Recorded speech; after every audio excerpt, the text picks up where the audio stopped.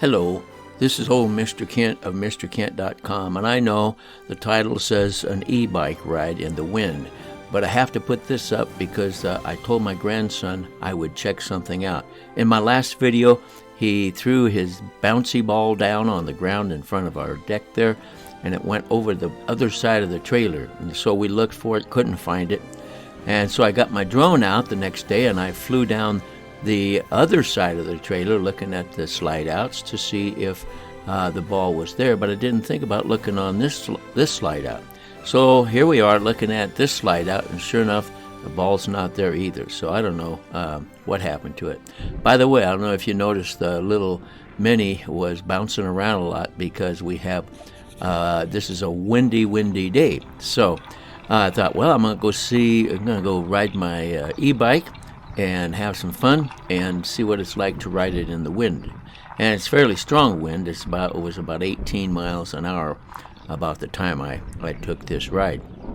So anyway, what I want to do is go for actually this is going to be an e-bike video, but I'll also tell some flying stories to keep it a little more interesting because just watching me go down the road, that's not going to be all that great. But anyway, I'm going to go down to the same place I took off from in my, I think it was my last video, where I was talking about Highway 24. But we'll ride a different route this time. So here we go.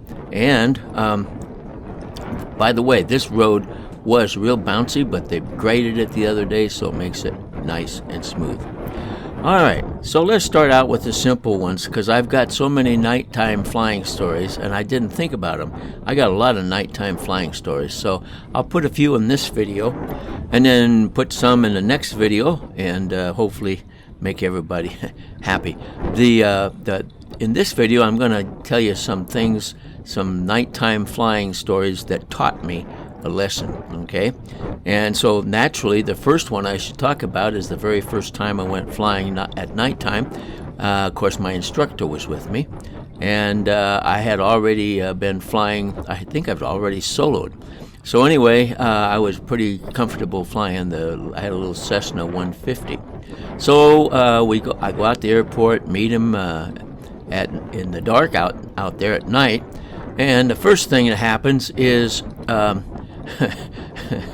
I primed it, and then when I went to start it, airplanes have an updraft carburetor. So anyway, the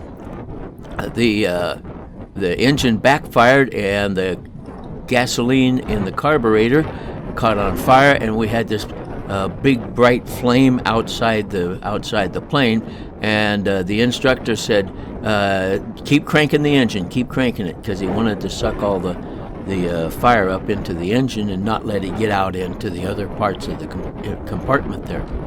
So I kept cranking while he ran over to the FBO office and grabbed a fire extinguisher and put it out, and came back and put the fire out. So that night didn't go very well. And I was still learning how to use my plane. So anyway, I learned not to prime it so much. So anyway, then the next time we went flying, like the next night or the next week or whenever it was. By the way, I'm following this new route that I discovered after riding the bike on the busy highway. So this is a nice back road route that I can get to the same place I went to in the last video, but I don't have to put up with heavy traffic that's going to run me off the road. And it's more interesting. So anyway, I finally met him out the airport, and everything went fine, got the engine started, and now I had been flying, and so I was comfortable, but it was dark out, and so we take off, and I'm basically flying by the seat of my pants like I have been for the last while, and then he reaches over real quick and he points to the airspeed because I wasn't watching my instruments, and we were slowing down as we were climbing because like I say, I was flying by the seat of my pants, and so I leveled out a little bit and learned that if you're going to fly at night, be sure and fly by instruments, just like as if you were in the clouds or something like that. Next thing I learned was very embarrassing. My dad came over. I lived in Pasco, Washington, and my dad came over from Seattle to visit just after I got my plane.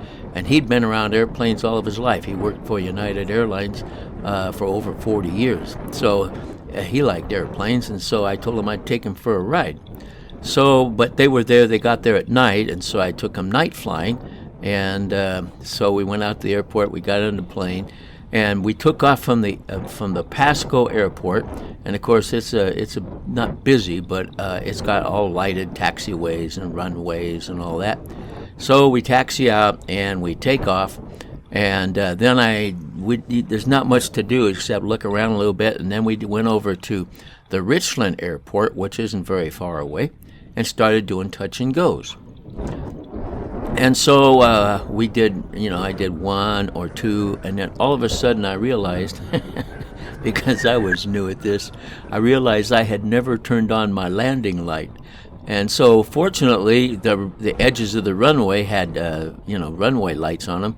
So I was coming down in between the runway lights, and then I remembered and I turned on my landing light. My dad said, "I wondered when you were going to do that." So that was kind of embarrassing. And all right, let's see. Something else I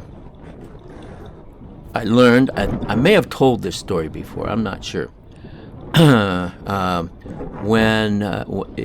If you're flying at hey, we're coming to the end of this video, so I'll have to tell that story another time, because back there, just behind where we passed, was the place where I took off my drone in the last video to make a video of all the buildings and houses and property that they would have to run the freeway over in order to put the freeway on this side of the canal. And we're going to go take a look at the canal.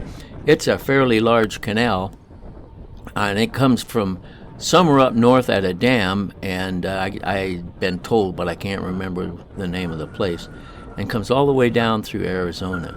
And so it feeds all the irrigation necessities along the way, and so that's why it's important. It's large, it's big. So we're coming up to it here, and we're just gonna turn the handlebars so you can see what it looks like. And by the way, you'll also see just how windy it is. But it doesn't seem, by the way, it didn't seem to be bothering me flying in the wind. And so I think I won't let that bother me anymore. But there's the water's flowing away from us in this canal. So then straight ahead, you'll notice this is an incline here, and straight ahead is a berm, or you could call it a levee if it was right next to a river, but it's just out in the desert. And what it's for is that those mountains over in the distance, sometimes they have huge flash flood or huge rainstorms, and then the water comes running down in a flash flood manner. And so this is to hold back floods from getting to the population. Well, anyway, I want to thank you for watching my videos, and God bless.